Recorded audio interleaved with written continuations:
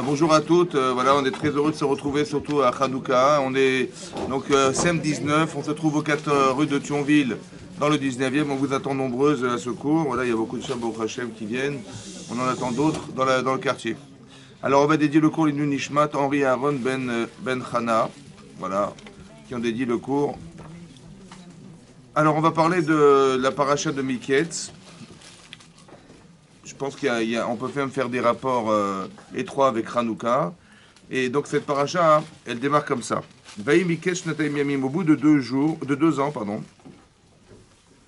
Paro Cholem, Paro rêve. Vine Omed Alayor, il se tient sur le Nil. Et donc la Torah nous dit que Paro, il a fait 2 rêves qui l'ont troublé. Le premier rêve, il est arrivé de vaches grasses qui étaient au nombre de 7 et avalées par des vaches qui étaient squelettiques. Et il a vu ça, il a vu que les vaches qui étaient squelettiques, elles ont avalé les vaches grosses et elles sont malgré tout restées maigres. Et ça l'a troublé, il s'est réveillé. Ensuite, merci bien. Et ensuite, on va essayer de dédier pour la réfoua Shelema également de Keren Simcha, Bat Francine, Nona. Nouna. Amen. Et il a été troublé. Ensuite, il est arrivé d'épis de blé qui étaient bien des beaux épis de blé au nombre de 7 également et qui ensuite ont été avalés par des épis qui étaient complètement secs. Et ils sont restés malgré tout secs. Et donc il est perturbé par ce rêve, troublé par ce rêve, et il cherche des gens pour l'interpréter, et il trouve personne.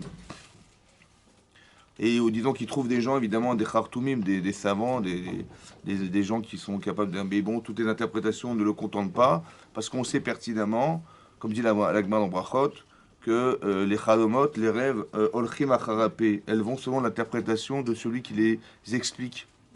Mais qu'est-ce que ça veut dire? Évidemment que le rêve, la vie des gens ne va pas dépendre de l'explication, mais que l'explication correspond à ce que la personne, elle ressent au fond d'elle-même.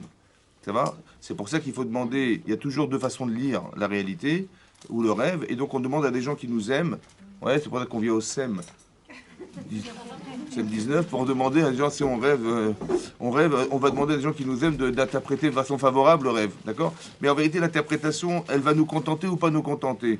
Et si elle ne nous contente pas, c'est ce qui se passe avec Paro, c'est pas ce qu'il interprète, donc c'est pas ce qu'il ressent. Et donc il se dit c'est pas ça que j'ai rêvé, je ne sens pas ça. Par contre, ce que va dire Yosef, ça va le troubler, mais autant que ça va répondre à ses problèmes.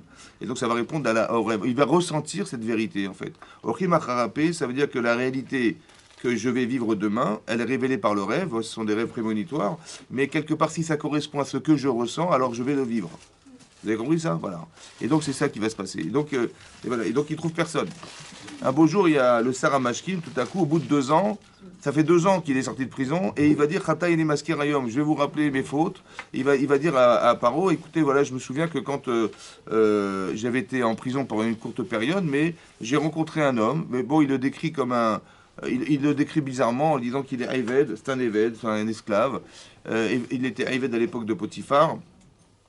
C'est un ivri, un hébreu, il n'est pas de chez nous, il parle pas notre langage, et il est nahar, c'est un choté, il dit Rachid, il est choté, il est fou ce garçon. Ouais. Voilà comment il dépeint Yosef. Il dit par contre, ce qu'il nous a dit, c'était plausible, et il va chercher à interpréter nos rêves, et c'est exactement réalisé comme il a dit. Que voilà, j'ai retrouvé ma place au bout de 3 jours. Voilà. Alors ce qui est étonnant, c'est que c'est cet homme, en fait, qui a oublié Yosef, qui va se rappeler de Yosef. Et tout à coup, Paro, il fait appel à Yosef. Est-ce qu'il vous semble logique que Yosef, il espérait que le président de la République lui téléphone pour lui interpréter ses rêves? Lui qui était plutôt bas du trou, il était dans un trou, dans une prison pendant 10 ans, 12 ans de prison. Vous voyez, dans un bord c'est un puits, je veux dire, c'est énorme ce qu'il a dû subir. Il est tout en bas de l'échelle sociale parce qu'il est tout en prison. Et d'un côté, il est évêque. Il n'y avait pas la télévision, je vous rassure, il n'y avait rien. Donc il était perdu. Et quelque part, il est perdu, quoi. Il se sent. Mais il n'a un seul espoir, c'est Hachem. Maintenant, comment ça se passe? Pourquoi c'est au bout de 2 ans? C'est bizarre, on ne commence pas un texte en disant, voilà, c'est au bout de 2 ans. C'est comme ça qu'on commence un texte. Au bout de 2 ans, il est arrivé. C'est-à-dire quoi? C'était quoi le début des 2 ans? Alors Hazal expliquait que quand en fait Yosef était dans la prison là-bas, et qu'il a vu 2 personnes arriver. Bon. deux nouveaux prisonniers qui arrivent et qui avaient l'air tristes. Bon, il s'avère que c'était des ministres de Pharaon. Et il a dit, mais qu'est-ce qui se passe? Vous avez l'air pas bien. Il a dit, bon, on a fait chacun un rêve, on a du mal à expliquer. Il dit, écoutez, mais Hachem, il va vous répondre. Voilà ce qu'il répond. Voilà le langage qu'il a, Elohim. Il vient, il dit Elohim. Il parle que d'Hachem, Yosef. Il dit, Elohim, c'est Dieu qui va répondre à vos rêves. Il dit, bah, dites-moi ce qui se passe. Il va chacun raconter son rêve. Et donc, il a dit au Saramashkim, voilà, les trois pieds de vigne que tu as rêvé, c'est 3 jours. Et dans 3 jours, tu vas récupérer ton poste et tu vas te retrouver devant Pharaon et tu vas lui servir du vin comme tu le faisais à l'époque. Il dit, mais je t'en prie, fais-moi une tova. Parce que, j'étais gounafti, j'étais volé, j'étais kidnappé j'étais kidnappé du pays d'où je viens. Et là où je me trouve en prison, ça fait 10 ans, mais je suis innocent. D'accord? Voilà ce qu'il a dit. Et sur ce, il a dit, écoute, je t'en prie, Zechartani veiskartani. Souviens-toi de moi pour intervenir auprès de Pharaon et interviens, Zechartani. Et fais-moi mentionner auprès de Pharaon en disant, voilà, j'ai rencontré quelqu'un en prison qui est innocent, si on pouvait l'aider à sortir de prison. Voilà ce qu'il espérait. Et c'est marqué que quand il est sorti de prison, le Saramashkim, il l'a oublié. Rachid dit pourquoi? Oui, parce que Ashrei HaGever, Asher Yiftar B'Hashem, heureux soit l'homme qui a confiance en Hachem, Velo Boter Bareevim. Mais il n'a pas confiance en des Reevim qui sont des Rechaim. Et là-bas, Rachid nous dit que les Mitzrim sont des Rechaim. Maintenant, je me pose la question suivante. Si Yosef, il ne devait pas, parce que je sais pas moi, mettez-vous à la place de Yosef. Vous avez 2 ministres qui arrivent. Ça fait 10 ans que vous priez pour sortir de prison. Bon, il y a 2 ministres qui arrivent. Qu'est-ce que vous vous dites? Miné Shamaïm. Bon. En plus, ils ont fait un cauchemar. Bon. Et lui, c'est le psychanalyste hors pair de. Donc, Miné Shamaïm ou pas? Et en plus, Miné Shamaïm, il est arrivé, il y a une chose qui me fait dire que voilà, dans 3 ans, je vais sortir de prison. Non. Mina Shamaïm, ils sont arrivés en prison. Mina Shamaïm, ils ont fait un cauchemar. Mina Shamaïm, je leur interprète de rêve. Mina Shamaïm, il m'a dit dans 3 jours, je sors. Non, c'est pas comme ça que ça se réfléchit. Oui, non. Oui, oui. Très bien. Donc, ça veut dire qu'il a dit, voilà, Hachem, il m'a envoyé un message à travers ces gens, Mina Shamaïm, pour me dire que dans 3 jours, je sortirai de prison. Donc, je t'en prie, sois l'intermédiaire. Ça va? Maintenant, il a eu tort de passer par un intermédiaire. C'est ce qui a marqué, oui ou non? Oui. Alors, dites-moi pourquoi Hachem l'a envoyé alors? Pour savoir s'il a mis sa confiance en eux ou en Hachem. Mais elle est où l'erreur? Pour le oui. Pour le tester. Écoutez, on a souvent répété qu'Hachem, il n'a pas besoin. C'est quoi? Ça veut dire quoi le test? Ça veut dire quoi le test? Non, ça veut dire pour savoir si. Attendez, vous dites pour savoir qui va savoir? Hachem. Mais Hachem, il sait, Hachem. Arrêtez de penser qu'Hachem, il va savoir. Non, ça veut dire. Non, mais il n'y a pas de nom. Écoutez, votre tête, il faut la nettoyer toutes ces idées. Hachem, il n'a pas besoin de savoir. Vous avez compris? Parce que quand il crée le monde, il voit la fin des temps. Donc il sait tout, Hachem. Donc il ne va pas me tester, dire attends, on va voir comment madame elle va faire. Vous avez compris? Ça n'existe pas, ça. Ça va? C'est fini tout ça. Il faut dire Hachem, il veut nous faire savoir. Attends, écoutez-moi bien avant que je m'énerve. Écoutez-moi bien. Il ne veut pas savoir, Hachem. Voilà pourquoi on prie. Hachem, il sait ce qu'on veut. Il veut nous faire savoir. Écoutez, ça veut dire quoi nous faire savoir? C'est comme ça. Quel est votre niveau? Vous savez ou pas? Il teste. Le test, c'est pas pour savoir. Il y a comme ça, écoutez, il y a des professeurs, ils font des interrogations écrites. Ça va? Maintenant, c'est soit je dis tiens, je vais voir le niveau de la classe. Alors je vais savoir quel est le niveau, ou je vais savoir est-ce que le cours il est passé. Est-ce que voilà, je fais une interrogation écrite. En fonction des notes, je saurai si ça a été assimilé ou pas. Ou bien je veux faire savoir à la personne quel est son vrai niveau. Et je vais lui faire savoir exactement sur quoi il doit travailler ou pas travailler. Vous avez compris? Voilà. Donc quand Hachem nous envoie une épreuve dont vous parlez, c'est pas pour savoir, tiens, on va voir comment il va faire, comment elle va faire. Il sait Hachem. Seulement, il veut faire savoir à la personne où est-ce que t'en es. Tu sais où t'en es? T'en es là. Je vais t'envoyer Sarah Vachiva. Si tu réponds à ça, c'est que tu n'es pas prêt. Tu dois le savoir. Tu vas passer 2 ans de plus en prison, tu vas savoir que et que ce type, il t'a pas rendu service. Et que tu as peut-être eu tort de lui demander. Ça va? C'est là que tu vas le savoir. Mais Hachem, il n'est pas là pour savoir. Il le sait. Il sait tout, Hachem. Voilà, c'est ça, pour que vous sachiez. Donc l'épreuve, elle est là pour démontrer soit où est-ce que vous en êtes. Vous avez réussi, super, vous le savez. Vous avez raté, vous savez pourquoi. Ben, vous allez savoir pourquoi, il va y avoir à réfléchir. Mais c'est ça l'épreuve. C'est jamais pour ça, pour qu'Hachem il dise, ah, je vais savoir. Mais non, Hachem il n'a pas besoin de savoir. Donc Hachem il hein, c'était une annonce de la délivrance en fait. c'est ce qui était prévu. Alors il y a 2 façons de le concevoir. Soit Hachem, il a dit, c'est dommage que tu aies demandé au Saramashkim. Parce qu'en demandant au Saramashkim, tu as pensé qu'il allait intervenir, c'est-à-dire qu'il y a une partie de ton sauvetage qui passe par lui. Qui pour Yosef n'était pas possible à son niveau. Ça va? Ça veut dire qu'on a chacun un niveau de bétachon, de confiance en Hachem, c'est vrai. Oui. Maintenant, pour lui, nous, on aurait fait ça, on aurait fait une mitzvah, hein, je vous rassure. Mais lui, c'était une avéra dans le sens où il devait être à 100%. Je vais vous expliquer pourquoi plus tard. Mais lui devait avoir 100%. Mais lorsqu'il a demandé au Saramashim, je t'en prie, il a dit Zechartani Viskartani. Le Chazal dit 2 mots, 2 ans. Mais ça veut dire quoi 2 mots, 2 ans? Ça veut dire que ça va lui prendre 2 ans pour arriver à se dire mais qu'est-ce que j'ai dû faire comme erreur, de lui poser la question, etc. J'aurais dû avoir confiance en Dieu. Ça lui a pris 2 ans. Mais ça veut dire qu'il a fait un travail sur lui-même pour faire que Hachem il puisse proposer. En vérité, ça fait 2 ans qu'il aurait dû sortir. Ça fait 2 ans que le Saramashkim il aurait dû lui dire. Seulement, il a fait l'erreur de mettre sa confiance dans cet homme. Il fallait qu'il ait confiance en Hachem en disant, voilà, je lui ai interprété son rêve, Hachem il pourvoira. C'est une façon de concevoir. Ça, c'est une façon de voir. Attendez, je finis. Il y a une façon de comprendre, c'est de dire, voilà, j'ai fait ma ishtal. Je sais qu'il va sortir en 3 jours, et bien c'est grâce à Dieu que je vais sortir de prison parce qu'il va intervenir. Et c'est ce qui va se passer. Mais ça a pris 2 ans, c'est dommage. Ou bien ça veut dire comme ça, écoutez-moi bien. Ou bien ça veut dire. 2 minutes. Attendez, juste. Non, mais laissez-moi finir parce que si vous me coupez à chaque fois, ça ne va pas marcher. Juste parce qu'on va perdre de fil. Il y a une façon de concevoir, je répète, c'est de dire voilà, j'ai interprété le rêve, ok, mais c'est pas moi qui vais me sortir de prison, c'est ni lui, c'est Hachem. Il va passer par lui, mais c'est Hachem. Ou bien on peut dire comme ça. J'ai pensé une autre façon de réfléchir, c'est de dire il a été boter Bari Evim, ça veut dire qu'il a eu confiance en des Réchaïm. C'est ça qui est marqué dans Rashi ou quoi? Bon, est-ce que le problème il est parce que j'ai pas eu confiance en Hachem ou j'ai eu confiance en un rachat? Ça veut dire que si c'était un tzaddik, ça aurait marché ou pas? A priori, oui. Ça veut dire que l'erreur de Yosef, c'est de ne pas avoir analysé à qui tu t'adresses. Tu penses sincèrement que c'est un rachat qui va te sortir de prison? Non, franchement. C'est quoi un rachat? C'est quoi un rachat? Un rachat, il fait du mal, mais pourquoi? Parce que le rachat, il est égoïste. Ça veut vouloir lui rendre service, il ne va jamais vous rendre le service. C'est un rachat. Il pense que vous êtes à son service. Donc c'est pareil. Ça veut dire que regardez comment il a dépeint, comment il a décrit cet homme. Il a dit c'est un art, un ivri, un ivette. Ça se fait pas. Ça. Il est même incohérent. Pourquoi il est incohérent? Il dit vous savez quoi, j'ai rencontré un fou. Hein. Tu vas voir par où, tu dis vous savez j'ai rencontré un fou. Il va vous expliquer vos rêves. Je sais pas comment il est fou, mais j'ai rien à faire avec lui. Et pourtant c'est ce qu'il a dit. Vous avez compris? Ça veut dire que vous avez vu dans l'incohérence la cohérence qu'il peut y avoir derrière. Ok. Maintenant ça veut dire que peut-être que il avait pensé, il a dit écoutez attends, on sait jamais. C'est vrai que le Minachamim il est énorme. Et donc on a tellement envie de sortir de prison, et c'est tellement Minachamaïm qu'on se dit mais c'est sûr que c'est lui, ça va?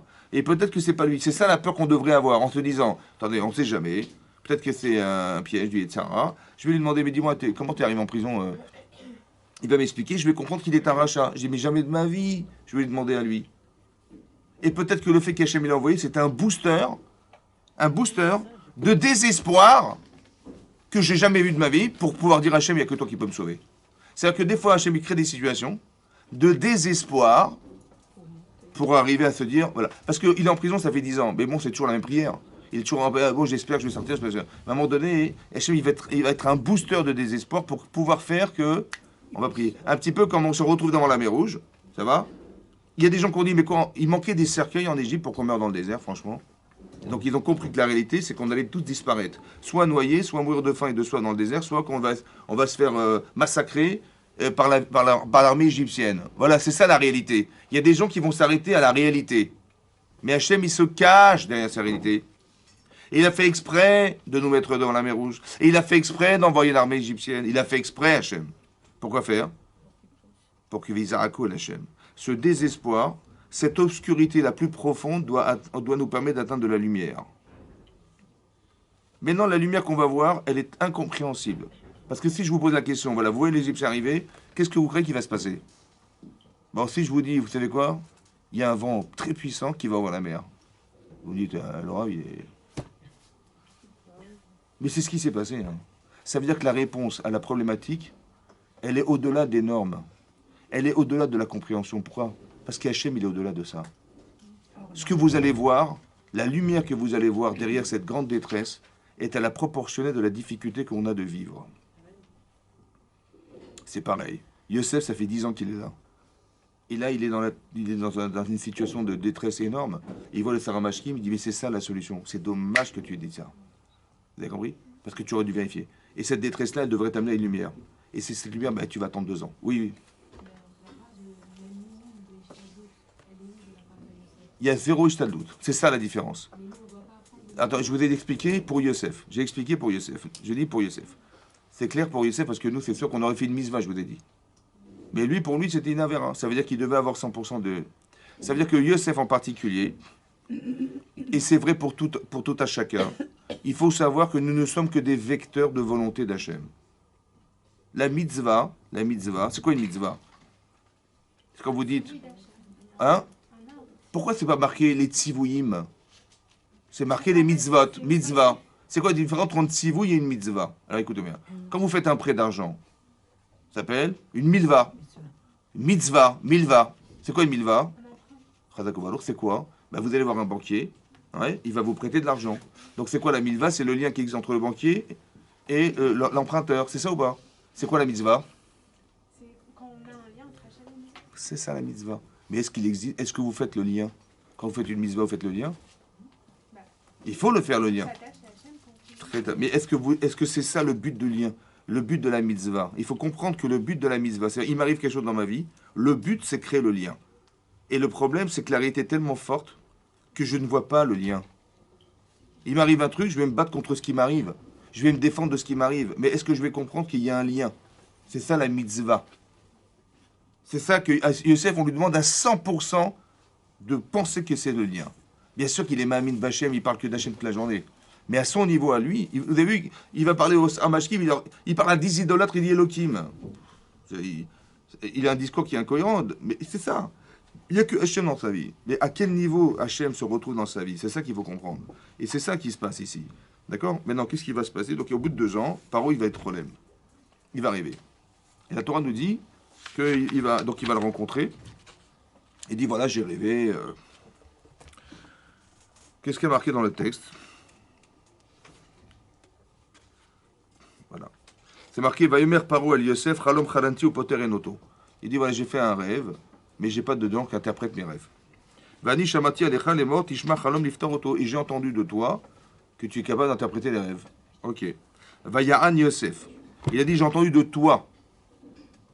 Vaya'an Yosef. Il a répondu Yosef, El Paro, les morts, Bil Adai. Vous savez, c'est pas moi. Hein. Elohim Ya'ane et Shalom Paro. Ça veut dire quoi en français? Elohim Ya'ane. Shalom. Quel paix? Le Shalom Paro. Mais non, il va interpréter le rêve. Shalom. C'est quoi la paix? La paix intérieure. Ça veut dire qu'il est perturbé, il Paro. Il ne sait pas ce qui est arrivé, il ne sait pas ce qui va lui arriver. Des vaches mecs qui vaches des vaches, il reste mec, il ne comprend rien à ce qui lui arrive. Il n'est pas en paix. C'est quoi d'être pas en paix? Il faut savoir un principe de base. Le Shalom, on traduit la paix. Mais le Shalom, c'est l'extrapolation de la paix. C'est pas la paix. Le Shalom, c'est quoi? Quand on a dit une fois dans le cours, Hachem, il est Osé Shalom, Bim Romav. Osé Shalom. C'est l'unité. Ah, Osé Shalom. Il fait la paix dans le ciel parce qu'on sait qu'il y a la guerre des étoiles. C'est quoi faire la paix dans le ciel? Parce qu'ils sont pas ordonnés, ils les ordonnent. Chazak. Donc le Shalom, c'est quoi? C'est l'ordre. Le Shalom, c'est l'ordre. Mais non, que c'est en ordre, alors on est en paix. Ça va? Par exemple, Shalom Baït, c'est pas la paix des ménages, c'est l'ordre du ménage. Etc. Vous avez compris, c'est ça? Mettre de l'ordre, ça veut dire qu'il y a du désordre. Et là, c'est désordonné chez Paro. Il ne sait pas comment il va s'en sortir, il ne comprend rien de son rêve. Et la perturbation, c'est le désordre. Alors, Hachem, il va te mettre de l'ordre. Mais il dit Elohim, vous savez, c'est pas moi, hein, Elohim. Tout ça pour dire c'est pas moi. Ça veut dire que quand il va rêver, au départ, son premier rêve, c'est quoi? J'ai rêvé, vous allez vous prosterner devant moi, vous étiez des gerbes, vous étiez des étoiles, vous allez prosterner à moi pendant un mois. Mais il parle que de lui. Ça veut dire qu'il a une qualité exceptionnelle. Son père, il dit, mais tu es Ben Zekounim, je vais t'apprendre la Torah, tu es un enfant exceptionnel, tu as tous les avantages. Le problème, c'est qu'il y a des gens, soit vous les haïssez, soit vous les idolâtrez. C'est comme ça. Il y a des gens qui sont d'une telle intelligence, de telle... Vous dites, mais ces gens, ils sont extraordinaires, ou alors vous les jalousez parce qu'ils vous font de l'ombre. Ou vous voulez, je sais pas, ça va? On les admire, on les adule ces gens, ou alors on les déteste. C'est comme ça. Mais pourquoi? Pourquoi? Parce qu'ils dégagent de eux quelque chose. Le problème, c'est le discours. Si tu dis, on sait que tu as un potentiel fantastique au service des autres, alors on va dire que tu es un sadique. Mais si tu dis moi, à chaque fois moi, tu dis attends, tu veux nous gouverner, tu veux nous gérer, tu veux faire quoi? J'ai pas compris. Tu veux régner sur nous? Vous avez compris? Ce discours, il dérange. Ça veut dire que le problème, il est dans la forme. La forme du discours. Qu'est-ce qu'il dit? Vous allez vous prosterner à moi, j'ai un d'autres rêves, vous allez prosterner à moi, vous prosterner à moi. Non, il n'y a ça pas. Alors son père, il a calmé le jeu, il dit, mais ton rêve, il est faux, et ta mère, elle est morte, qu'est-ce que c'est cette lune-là? Il a calmé, ouais, pour ne pas que ça aille plus loin. Mais Hachem, il a vu que ça n'est pas possible. Parce qu'on a besoin de Yosef, en tant que il est canalisé, cet homme, pour être un jour celui qui va nourrir le clan Israël et préparer la galoute et préparer tout ça. Ça va? Et même préparer pire que ça, la sortie d'Égypte. Parce que qu'est-ce qu'il a fait toute la journée, Yosef? Ben, il a enrichi l'Égypte. Il a enrichi l'Égypte, oui ou non? C'est-à-dire une très grosse puissance. Mais pourquoi faire? Pourquoi faire? Quoi, il a fait tout ça pour enrichir l'Égypte? Quand il y aura la famine. Pour faire venir sa famille. Pour que Alors- descende en Égypte. Alors, le Rav Dessler, il explique comme ça. Un jour, Hachem, il a dit à Abraham, ils vont passer 400 ans. En tout et pour tout, depuis la naissance d'Israël jusqu'à maintenant, ils vont passer 400 ans d'Égypte. D'accord? 400 ans d'exil, pardon. Mais un jour, ils vont sortir, Berechouch Gadol. Ça veut dire? Richesse. Mais non, Yosef, il a pour mission de rassembler les richesses. Parce que s'il ne le fait pas, la promesse d'Hachem ne se réalisera pas. C'est ça le travail qu'il avait à faire. Indépendamment du fait de préparer la galoute. Il a fait, et qu'est-ce qu'il a fait, Yosef? Il a fait déménager tout le monde. Ouais, les gens, pourquoi faire? Rachidi, pourquoi? Parce que quand ils vont arriver en Israël comme des étrangers, ils seront de toute façon, on est tous étrangers. Donc il a allégé la galoute. Vous avez, c'était le travail de Yosef. C'est un vecteur de shalom en vérité, de paix et de sérénité, comme vous dites. Mais quelque part, c'était nécessaire ou pas? C'était ça son travail. C'est pas qu'il a voulu enrichir, il a voulu permettre à Hachem, qui a promis à Abraham, qui sortirait Berechouch Gadol dans avec de grandes richesses, de se réaliser en sortant d'Égypte. Donc il est un vecteur d'Akadosh Baruch Hu. Vous avez compris ce que c'est ça la mitzvah. Ça veut dire qu'il y a un projet personnel et il y a un projet divin. Le projet personnel, ben, c'est d'enrichir l'Égypte. Divin, c'est de faire qu'un jour ils sortiront avec de grandes richesses. Vous avez vu la dimension ou pas? Mais c'est ça on est là pour ça. On nous demande de faire des mitzvot. Hachem, qu'est-ce qu'il fait avec? J'en sais rien. Mais on est là pour ça. Vous avez compris? Mais alors si je dis c'est moi, ah, j'ai raté. C'est ça le lolishma. Le lishma, c'est de dire de toute façon qu'est-ce que je suis. Toutes les facultés que j'ai, je ne les ai pas méritées. On me les a données, c'est un don. Ça va? Hachem me donne une chorma, il donne tout ce que vous voulez. La longévité, le mazal, c'est quelque chose qui est un don d'Hachem, c'est le don d'Hachem. Donc je perçois ce don, qu'est-ce que je fais avec? Bah tu décides. Soit tu es un tzaddik, soit tu es un rachat, c'est toi qui décides. Mais tu décides de faire de toi. Maintenant, combien d'intensité de tzidkout tu peux atteindre? Alors ça dépend de ta faculté à pouvoir te lier avec Akadosh Baruch Hu. C'est ça. Mais lui en particulier, il faut qu'il dise Biladai. Et c'est pas le cas. Combien ça va prendre de temps pour qu'il arrive à dire ça? Ça va lui prendre 13 ans. Mais qu'est-ce qu'il a dû subir pour y arriver? Ben, il est vendu esclave par ses frères, qui est en Égypte, le pays le plus corrompu de la terre, avec toutes les épreuves qu'il a eues, après, etc., etc. Mais comment je sais que c'est lié à ce problème? Parce que son père, il lui offre une tunique. Et c'est ça qui va créer la différence entre les frères. Vous vous rappelez ou pas? Après, il va arriver. Après, il va faire de la... Et après, il va dire non, alcool des varaves avec Chalomotav et des varaves. Après, ils ont rajouté de la haine à cause des paroles qu'il a dites de la Shonara et à cause du rêve qu'il a raconté. Mais la problématique du départ, c'est ce fameux vêtement qu'il a offert à son fils qui a créé la différence. C'est ça que la Torah dit. Et il y a marqué dans le Midrash Rabbah qu'à cause de ce vêtement qui coûtait 20 shekels, 20 pièces de je sais pas quoi, on est arrivé jusqu'en Égypte. On a été esclave en Égypte. À cause de ces vêtements, ça crée la fracture l'Égypte. À cause d'une différence de Beged. Qu'est-ce qu'ils ont fait de ce vêtement? Les frères, ils l'ont trempé dans le sang. Ils ont tué le vêtement. Et qu'est-ce qu'elle a fait la femme de Potiphar avec ce vêtement? Elle l'a gardé, elle a prétexté qu'il a été abusé, c'est ça qu'il a envoyé en prison. Pourquoi toujours ce vêtement qui le suit, tout le temps? Il est à cause du vêtement, à cause du vêtement, à cause du vêtement, tout le temps le vêtement, le vêtement. C'est quoi le vêtement? Avec ses enfants. C'est quoi le vêtement? Pourquoi vous habillez? Est-ce que vous habillez pour vous couvrir? Ben, quelque part, c'est représentatif de ce que vous êtes, non? Est-ce que vous allez demain vous habiller comme Marie-Antoinette, avec les grosses robes comme ça, les perruques de je sais pas quoi? Non. Donc c'est quoi le béguet? Tu dis mais non, mais ils vont me prendre pour une folle. Donc vous habillez selon la mode. Et si c'est la mode est au marron, on fait du marron. Et si c'est du rouge, c'est du rouge. Et si c'est du je sais pas quoi, c'est du je sais pas quoi. Ça va? Mais on suit la mode. Mais pourquoi faire? Mais s'il faut ce qui compte, c'est de s'habiller. Je sais pas. Non, parce qu'il y a quelque part, il y a une connotation péjorative dans la vestimentation. On est d'accord ou pas? On représente quelque chose. On est représenté par son vêtement. Et Adam, comment vous faites le rapprochement? Juste. De vous expliquer que ce béguet, il est En fait, on lui reproche de ne pas avoir de pudeur, d'être trop expansif avec ses frères, avec le, c'est ça que ça veut dire. Et cette femme aussi, c'est pareil. Elle lui court après, c'est pas normal. Donc il y a quelque chose qui est à l'extérieur, qui ne correspond pas à ce qu'Hachem il attend de lui. Il faut que tu te canalises. Ça va? Donc qu'est-ce qui va se passer? Donc toutes les épreuves qu'il a vécues, essayer de les comprendre comme une manière de canaliser Yosef. Parce que quand on est évêque, quand on est un esclave, qu'est-ce que vous voulez qu'on dise aux gens? Ouais, je suis un esclave. Non, tu vas servir les gens, tu vas faire de toi quelque chose, sans parler de toi. Tu vas dire, voilà ce que je fais dans la vie, voilà ce que je fais. Et tout ce qu'il fait, ça marche. Hein. Seulement, il ne peut pas dire, ouais, j'ai réussi ma vie, je suis un esclave. Non, ça ne marche pas. Donc il va devenir un ave, il va devenir humble, etc. Ça va fonctionner jusqu'au moment où il va il est marqué là-bas, il va réussir dans la maison de Potiphar. Et Rachid là-bas nous dit, il a commencé à se coiffer, à s'arranger les yeux. Et Rachid nous dit, quand ton père est en deuil et tu t'arranges, ça veut dire que tu n'as pas compris que de la souffrance que j'organise, c'est pour te canaliser. Alors on va t'envoyer la femme de Potiphar. Et cette femme de Potiphar, elle va t'envoyer en prison. Mais en prison, qu'est-ce qu'il va dire? J'ai réussi ma vie. Il va réussir en prison. Hein. Oui, Mais il peut dire, j'ai réussi ma vie en prison. Mais qu'est-ce qu'Hachem il veut? Il veut le canaliser, le concentrer dans. Et jusqu'à combien tu dois le concentrer? Jusqu'à ce qu'il va dire au Pharmacien, non, dommage, t'as raté. Tu t'es pas encore concentré, c'est Hachem. Et donc tu vas dire, jusqu'à ce que tu arrives devant Pharaon. Et là tu vas dire, j'ai la solution. Je sais que j'ai la solution. La veille de sa sortie de prison, dit l'Akbar dans Sota, le malach Gabriel, il lui a appris 70 langues. En une soirée.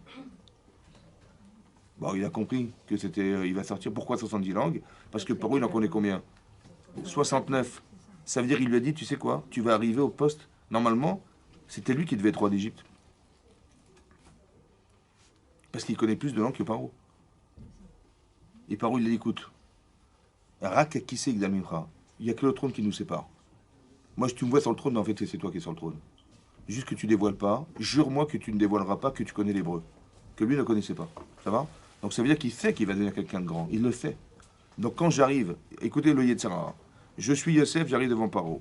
Je suis en prison. Bon. Je lui dis, écoutez, monsieur Paro, bonjour, oui.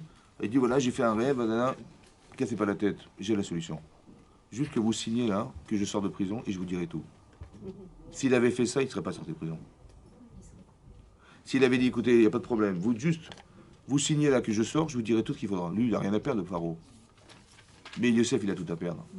Parce qu'il faut qu'il arrive à dire, c'est pas moi, c'est Hachem. Vous avez compris ce qui se passe? Mais non. Il va dire, vous savez, Elohim, c'est Dieu qui va vous répondre. Et qu'est-ce qu'il a dit? Attendez, on parle à un idolâtre. Je ne sais pas si vous vous rendez compte du discours. Hein. C'est-à-dire, Yosef, c'est un croyant. Il va parler à un idolâtre qui n'a jamais ni connu Hachem, ni croyant en Hachem, ni rien du tout. Est-ce que c'est logique de parler comme ça? accepté. Je sais pas, c'est comme si vous allez à la mairie pour demander un appartement. Il dit, vous inquiétez pas, c'est Dieu qui va me donner l'appartement. Le type appartement qui... Ça marche pas, vous avez compris? Et lui, c'est ce qu'il a fait, hein. On le dit en soi, mais on le dit pas. Mais c'est ce qu'il a fait. Est-ce que vous comprenez ce que ça veut dire? Ça veut dire qu'il avait une émouna. Ça veut dire qu'il ne croyait pas en ce qu'il allait vivre. Mais il savait que quoi? Que tout ce que vous voyez, tu te trouves devant Paro. Mais qu'est-ce que tu vas lui dire? La cohérence, ce serait de dire, de mettre de la lumière dans cet espace et de dire, écoute, je vais lui expliquer, je vais pas parler d'Hachem, il va me prendre pour un fou. Je vais lui dire, écoutez, je suis un grand psychanalyste. Voilà. Psychanalyste, voilà. Je vais tout expliquer, tout. Voilà ce que j'aurais fait. Il a fait ça, non, il a compris que ça n'a rien à voir. Que ce que vous voyez, c'est que ce qui cache, ce que vous voyez ne cache que la lumière. Hachem, il est derrière. Alors, essayez d'atteindre la lumière. Ça sert à rien de faire que de parler de ce que vous croyez, c'est du rocher, ça. Alors, je vais dépasser le rocher. Je vais parler d'Hachem, je vais atteindre Hachem. Pourquoi? Parce qu'en vérité, c'est plus intéressant pour moi de m'associer à Kadosh Baruch Hu qui est sans limite que de m'attacher à ce que je crois, qui est à la limite de ce que je pense. C'est ça la mitzvah et c'est ça la croyance. C'est pas de savoir et je me débrouille. Non, c'est de savoir que si tu t'associes à Hachem, mais qu'est-ce qui peut te mettre des freins dans ta vie? Rien. C'est ça. Et bien c'est ce qu'il va dire. Alors, regardez ce qu'il va répondre Paro. Donc il va lui dire, il va lui expliquer le rêve. Et puis ça a plu, hein. Ce qu'il a dit, ça a plu. Ouais. Ça a marqué, c'est marqué. Comment c'est marqué? Pardon, excusez-moi, j'ai sauté là. Donc il est arrivé, donc il lui a dit, les rêves que tu as fait, il lui a expliqué qu'en fait pourquoi il est arrivé 2 fois, parce que ça va arriver vite. Pourquoi les vaches maigres, elles vont malgré tout rester maigres? Parce que il va y avoir des années d'abondance, mais pendant les années de famine, elles vont être tellement difficiles à vivre qu'on aura oublié carrément les années d'abondance. Elles vont rester maigres. C'est ça qu'il a dit. C'est ça que Rachid explique. Qu'elles vont rester maigres. Il a dit, mais c'est pas possible. Oui, parce qu'on aura oublié les années d'abondance dans les années de famine. Notamment, ça va être difficile à vivre. Donc il a dit, si c'est comme ça, il faut absolument qu'on fasse des réserves. Et donc il lui a expliqué tout ça. Et quand il a dit ça, ensuite il a marqué, voilà. Vayomer Paro et la Ravadav. Donc il ne va pas s'adresser à Yosef. Paro, il va s'adresser à ses ministres. À Nimsa Kazeish. Il se trouve un homme pareil. Asher Ruach Elokimbo. Elokimbo.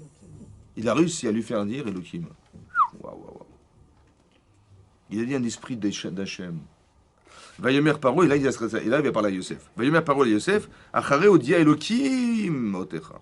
Après qu'Hachem il t'ait fait savoir. Il dit tout ce que tu sais, je sais que c'est pas toi. Il a compris que la névoie, ça veut dire qu'il y avait un corps de névoie, d'explication des rêves, ça veut dire que tu comprends l'infinie inconscience des gens. Il n'y a pas de logique là-dedans. Parce qu'on ne contrôle pas ça. Ça, c'est Hachem.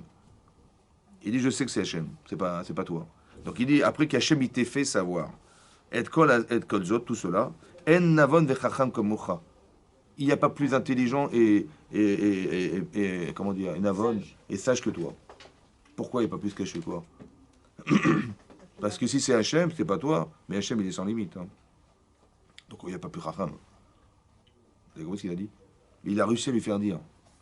Ça veut dire que quelque part, tout ça, c'est pour nous expliquer quelque chose de très important. Alors peut-être pour s'expliquer ça, peut-être en rapport avec Hanouka, c'est comme ça. Qu'est-ce qui s'est passé à Hanouka? Hanouka, ça s'est déroulé quand? Vous savez, à peu près historiquement ça s'est déroulé environ 231 années avant la destruction du deuxième temple. Donc on est un petit peu plus que la moitié de l'existence du temple, parce qu'il a duré 430, 215, 230, voilà. Un peu plus que là. On a dépassé la moitié du temps de l'existence du deuxième temple. Qu'est-ce qui s'est passé? On était en sous domination syrienne, la Syrie, et la culture par contre était grecque. Ça veut dire ça faisait 180 années que la culture grecque était implantée en Israël. 180 années, c'est énorme. Et les gens, ils commençaient à devenir adopter les noms, la culture, la pensée. C'est très attrayant, c'est très intelligent, la philosophie grecque, Platon, etc. Mais c'est tout axé sur la connaissance de l'être et la façon de cultiver son rapport à la vie. Donc ça nous parle, parce que c'est du vivant, c'est ça. Oui. Pourquoi ça nous parle? Oui. Parce que, comment on dit une colombe en hébreu? Comment on écrit Yavan? Comment on écrit Yavan? Yud, Vav, Nun Sofit. Et Yona? Yud, Vav, Nun, He. C'est quoi le He? C'est Hachem. C'est vrai ce que tu dis, mais s'il n'y a pas Hachem dedans, c'est faux. Yona, nous c'est Yona. Lui c'est Yavan. Kimitzion Tetse Torah. La Torah sort de Tzion. Tzion c'est quoi? C'est Yerushalayim. Tzion, Tzadik, Yud, Vav, Nun Sofit. Il y a du Yavan dans Tzion, mais il y a Tzadik. Si tu as un tzaddik dans ton Yavan, super. Mais si c'est la philosophie pour les tzaddik, ça n'a pas de sens. Vous avez compris? Donc Tzion, Yona, c'est ça. C'est-à-dire qu'on doit être des tzaddikim, on doit mettre Hachem dans sa vie. C'est peut-être possible qu'Aristote, il aurait expliqué la Torah, hein. C'était très intelligent. C'est ce que dit le Rambam. Parce que la Torah, c'est du Sechel Lokim. Donc la chose la plus intelligente que tu peux dire dans la Torah, ce sera le Hémet. Seulement, il faut qu'Hachem il soit là. Il faut que tu sois un tzaddik dans cette démarche. Pas comme les Yévanim qui vont mettre leur intelligence au service de la compréhension humaine en se passant d'Hachem. Enfin, je veux pas de ça, moi. Et c'est ça qui commence à s'introduire.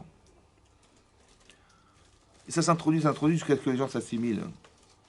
Des mitiyavdim, des gens qui vont devenir des kofrim.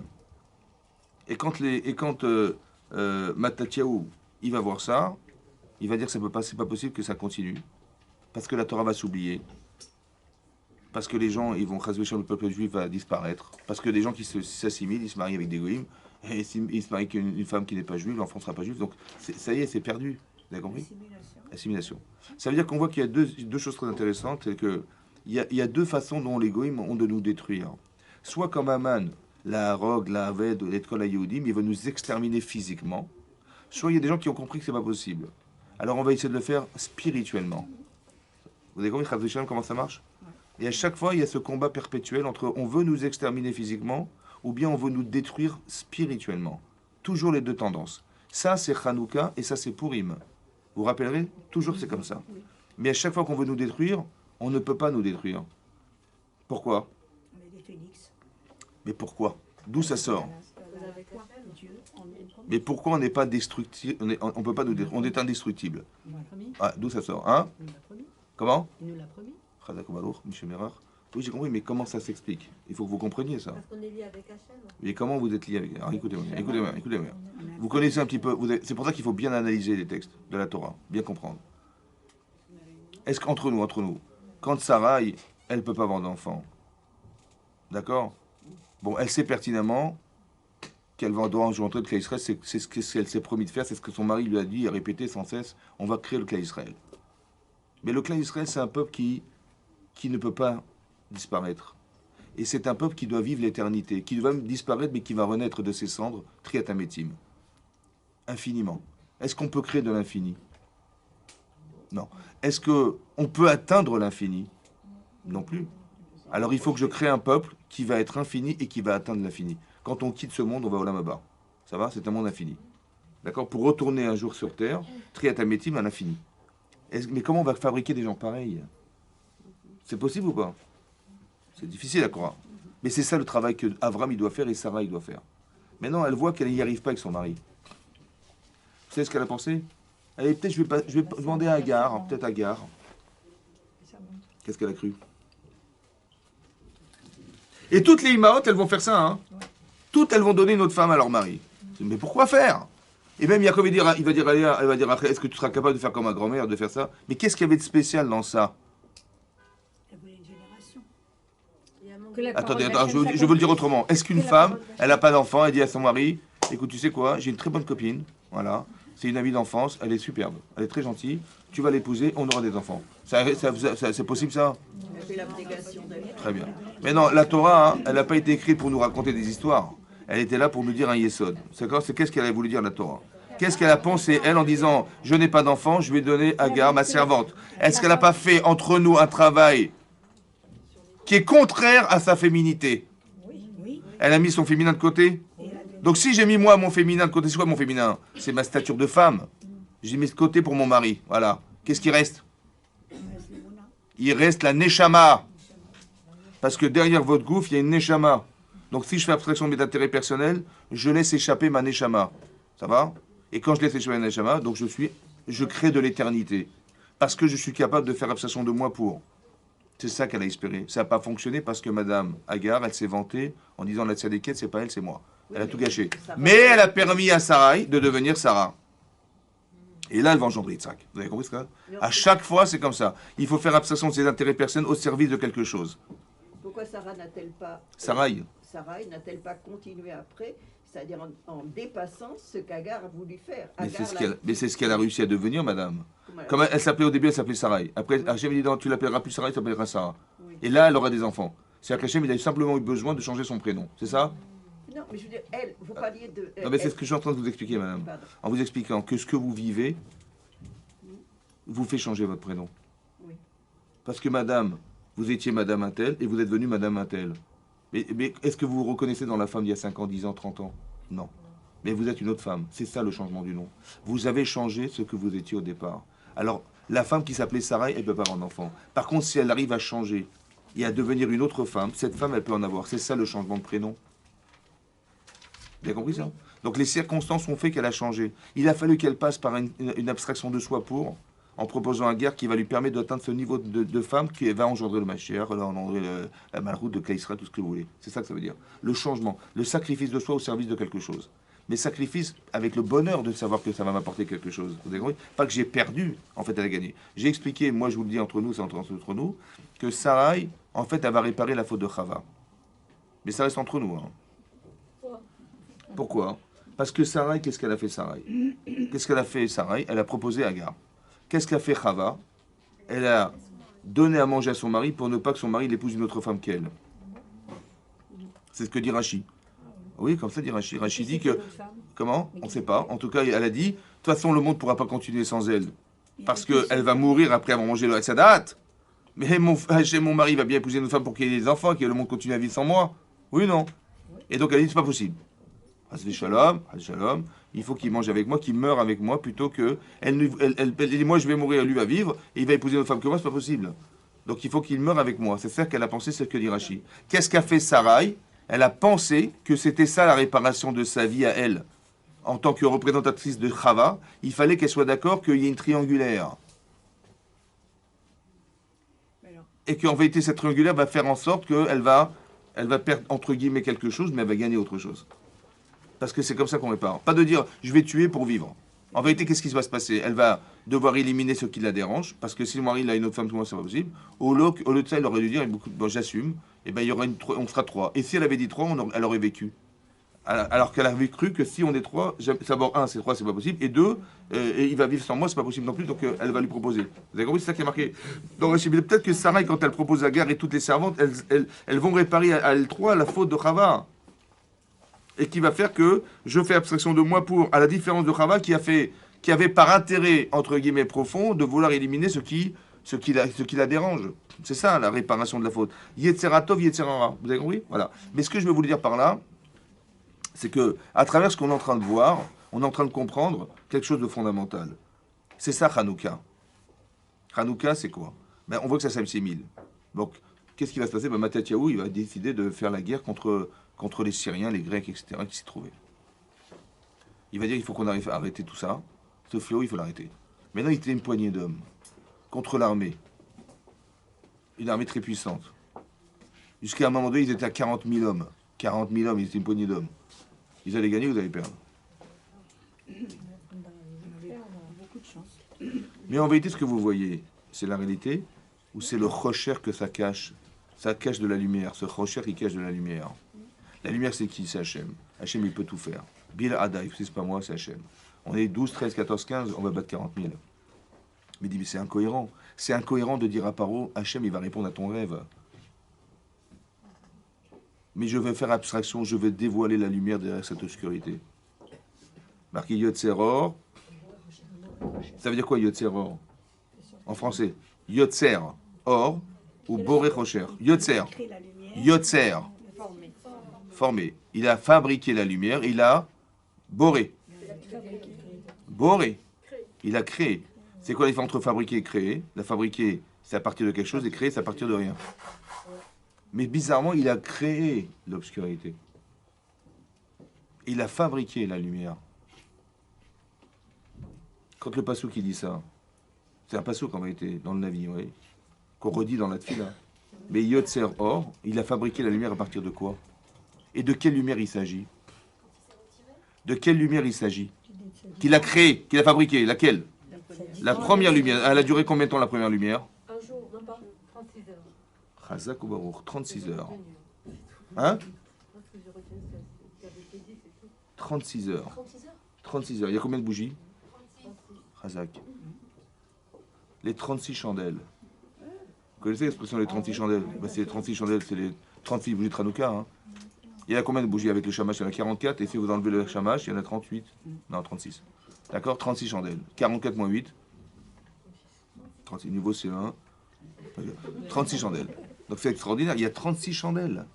Il y a 36 jours. 36 heures. 36 heures, c'est un jour et demi. Cette lumière, elle a duré un jour et demi. Laquelle? La lumière qu'Hachem, il a créée, qu'il a fabriquée le premier jour de la création du monde. Il a mis de côté l'artille de Lavo. Et après, on a une autre lumière, laquelle est celle du soleil. Et celle du soleil, elle a été créée le quatrième jour, mais elle a décliné sur la lune, qui nous renvoie de la lumière. Au départ, il y avait une lumière qui a fabriqué une lumière qui s'appelle la lumière du Yom Rishon. Cette lumière, elle a été mise de côté pour les tzadikim à la fin des temps. Et cette lumière, elle a disparu. On a créé une autre lumière qui s'appelle la lumière du soleil, qui a décliné sur la lumière de la lune, qui nous renvoie la lumière de la lune. Vous savez que ça va en déchéance ou pas? Pourquoi ça va en déchéance?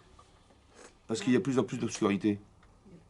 Comme c'est qu'on voulait nous dire, c'est ça qui est marqué Rocher al Peneteum, l'obscurité sur l'abîme. Là-bas, le Midrash dit là-bas, Rocher c'est Yavan. On veut éteindre notre lumière. Tout ce que vous voyez n'a que de sens que nous éteindre. Soit on veut nous éteindre physiquement, soit on veut nous éteindre spirituellement. On veut éteindre la lumière. La lumière, c'est la Neshama, Ki ner Elokim nishmat adam. Ner Elokim nishmat adam. La lumière d'Hachem, c'est la neshama. Ce qui nous lie, c'est ça. Mais vous avez vu que votre neshama, elle est cloîtrée dans un gouffre. Maintenant, vous avez la neshama qui est ner Elokim. Vous avez vu ce que c'est que cette lumière-là? Maintenant, vous la voyez, la lumière ou pas? Elle sort de vous, la lumière? Mais combien d'opacité que le gouffre il a sur nous pour empêcher cette lumière de s'extraire? Vous savez, c'est quoi le but? C'est pas d'entretenir son corps. Ce que voulaient les Grecs, c'est d'entretenir sa neshama. Je veux que cette lumière qui est en moi, elle s'allume et elle s'éclaire. Il faut que je dise, c'est pas moi. C'est pas mon gouffre qui compte, c'est Hachem qui compte. Ça va? Donc quand je fais par intérêt personnel, je mets en avant mes intérêts. Le beged. Vous avez à chaque fois, c'est ce vêtement qui vient. Non, il faut que tu sois capable de dire, mon gouffre, il va servir à quelque chose. Mon corps, il va servir à faire la volonté d'Hachem. Mais pour ça, il ne faut pas qu'il y ait une interférence entre la volonté d'Hachem et mon corps qui me demande autre chose. Il faut savoir être une tzadékette, c'est ça qui est compliqué. Je vais me servir de ce que je suis dans un but particulier. J'oriente ce que je suis, toute la femme que je suis, dans le but de faire la volonté d'Hachem. Tous les avantages, toute l'intelligence, les émotions, tout ce que vous voulez, que vous avez au service de ça. C'est ça, se concentrer sur Hachem. Vous avez compris, c'est ça. Et donc, je vais faire sa volonté. Mais non, tout s'oppose à ça. C'est ça le problème. Donc, il y a un vrai combat. Mais pourquoi ça s'oppose? Parce que Hachem, il a créé le Rocher. Mais c'était quoi la lumière d'origine? C'était quoi la lumière d'origine? Non, la lumière de Ganous, c'est la lumière du premier jour. Mais il a été fabriqué. À partir de quoi? De quelle lumière on a fabriqué la première lumière de la création du monde? D'Hachem, Chazak. Donc Hachem, c'est de la lumière. C'est pour ça que les gens qui décèdent et qui reviennent, vous avez vu ça? À quoi il pense? Il a dit, on est dans un couloir, tout noir avec une lumière au fond. C'est quoi la lumière? C'est Hachem.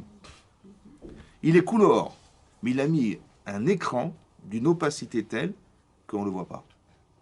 C'est quoi le but? C'est de dépasser le Rocher.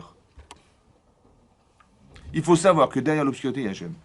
Derrière les Yevanim, il y a Hachem. Derrière Paro, il y a Hachem. Derrière Hitler, il y a Hachem. Derrière Aman, il y a Hachem. Tout ça, il y a Hachem. Mais combien d'intensité de lumière il y a derrière? À la proportionnelle du Rocher. Donc toi, tu dois te dire, mais dans ces Rochers-là, il faut que je résiste parce que je sais que derrière, il y aura de la lumière. Derrière Paro qui arrive avec son armée, il y aura de la lumière. Derrière le fait d'avoir été vendu esclave, mes frères, non, pris en prison, il y aura de la lumière. C'est sûr et certain, je vous rassure, c'est comme ça. Parce qu'Hachem, il veut nous faire atteindre une lumière extraordinaire. Derrière les mêmes têtes char et Touma, il y a la sortie d'Égypte. Derrière la grande assimilation, il y aura forcément un jour une Yeshua qui sera proportionnelle à la difficulté qu'on a de vivre ces événements. C'est ça, Matatiaou. Il a dit, mais de toute façon, ça peut pas durer. C'est sûr que ça va... Donc on va gagner la guerre, c'est sûr. Donc il y a eu la guerre, et il y a eu le nerf. Et nous, qu'est-ce qu'on fait? La lumière de Hanouka. On mentionne dans la prière. On mentionne dans la prière qu'on a gagné la guerre. On le mentionne. Avec Giborim Beat Halashim, Théorim Beat Théorim, voilà ce qu'on dit. C'est marrant qu'on a transmis les faibles avec les forts. On a transmis les impurs avec les purs. Avec les richem avec les tzadikim. C'est marrant, juste tout ça on a fait. C'est marrant quoi. On a transmis, a marqué Massar. C'est-à-dire qu'est-ce qu'on a fait la guerre? Ou c'est lui qui nous l'a donné? C'est lui qui nous a transmis parce qu'on était des volontés. Mais non, j'ai dit, le monde, il ne peut pas durer comme ça. Le judaïsme va disparaître. Je veux défendre mon judaïsme. C'est-à-dire que c'est un message très fort. Il faut que vous sachiez qu'on doit défendre son judaïsme. Il faut que la Torah soit très forte en nous pour qu'on arrive à défendre contre l'obscurantisme qu'on veut nous faire atteindre. Que si on était à l'époque, il aurait fallu défendre ça au prix de sa vie. C'est ça que ça vaut la Torah. C'est ça que ça vaut le judaïsme. C'est pas dire on est des religieuses, on est des nanas. Non, non, combien ça coûte, combien ça te coûte. Voilà. Il faut que tu t'engages, il faut que tu fasses les chouvas, il faut que tu te sentes volontaire, il faut que tout ça, tu dois le vivre. C'est ça qu'ils ont défendu, c'est ça la lumière. C'est quoi la lumière? En fait, c'est quoi la lumière? Marqué là-bas, dans le Midrash Rabbah, c'est marqué qu'Hachem, il a mis cette lumière de côté. Hein. D'accord? Il demande le Midrash, elle est où la lumière? Il dit, elle est dans la Torah. C'est-à-dire cette lumière infinie qui te permet de voir Misof, Arolam, Vatsofo. Tu vois, il y a des tzadikim aujourd'hui, ils étudient la Torah, et ça, des vrais, vous pouvez leur poser des questions, ils vous diront la vérité. Mais d'où ils savent? Parce que la Torah, c'est la Torah. On devient des gens de Torah. Ça va? Des gens de Torah, ça veut dire quand on dit un Ben Torah, c'est que la Torah, c'est ma vie. Et quand tu rentres dans la Torah, alors la Torah, tu es inspiré par ce que tu étudies. Et Hachem, il va t'inspirer à l'infini de ce que tu ressens. Mais il faut faire un bitoul de soi. C'est-à-dire de faire abstraction de ses intérêts dans l'intérêt de se voir qu'on est des kélim, des ustensiles qui vont faire que j'étudie la Torah. Maintenant, les femmes n'ont pas la mitzvah d'étudier. Mais elles ont un esh. Le esh, Isha, C'est Esh. Vous avez vu? Isha, c'est Esh. Il y a quelque chose de très fort chez une femme qu'il n'y a pas chez l'homme. C'est que le Esh, il est entier. On a juste rajouté un E, dit l'Agmara dans Sota, la Fiudzaïn. L'homme, non. On a mis un petit Yud entre le Aleph et le Shin. Ça veut dire que là-bas, le Maharal, il explique que la femme, elle a quelque chose à apporter à son mari. Une ashlama. C'est pour ça qu'elle est forte dans ses convictions.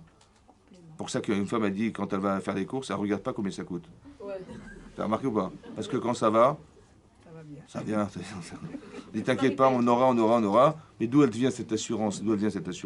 Parce qu'elle a du Hesh. Ce Hesh, et c'est quelque chose à conserver chez elle. Elle doit donner cette force à son mari qu'il n'a pas, lui. Ça va? Elle a la sensibilité que son mari n'a pas forcément. Si simplement il pouvait comprendre qu'il a gagné de savoir qu'il y a les mots de la Torah et il y a le sens des mots de la Torah. Comment tu perçois les mots? Qu'est-ce qui est marqué derrière les mots? Ça, c'est la femme. Ça va? Elle comprend fondamentalement, c'est ça la tsniout, c'est ça la kedusha d'une femme, c'est ça la spécificité d'une femme, c'est qu'elle ressent des choses. Elle peut t'expliquer ce que ça veut dire. Elle comprend son mari. Que lui, forcément, il comprend pas parce il peut être terre à terre alors qu'elle vient lui parler d'autre chose. Et c'est ça l'Aïcha. Et c'est ça le feu. Le feu qui nous éclaire, oui, c'est le feu de la Ménorah. Parce qu'on a gagné la guerre, super. Mais est-ce qu'Hachem, il est Shochen Shrinato Israël? Est-ce qu'Hachem, il va résider sa Shrina sur le clan Israël?